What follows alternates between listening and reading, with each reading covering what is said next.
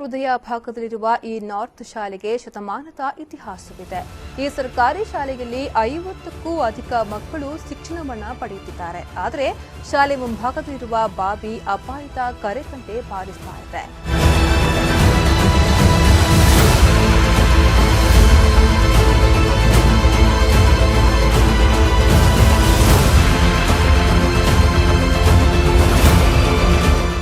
ಬಾವಿ ಆವರಣದ ಗೋಡೆ ಕುಸಿದು ವರ್ಷಗಳು ಕಳೆದಿದೆ.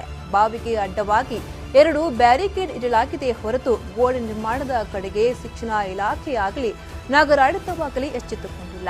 ಮಕ್ಕಳು ಆಟವಾಡುವ ಮೈದಾನದ ಪಕ್ಕದಲ್ಲೇ ತೆರೆದ ಬಾವಿ ಇರುವುದರಿಂದ ಪ್ರಾಣ ಅಪಾಯ ಎದುರಾಗುವ ಮುನ್ನ ಸಂಬಂಧಪಟ್ಟವರು ಎಚ್ಚೆತ್ತುಕೊಳ್ಳಬೇಕಿದೆ.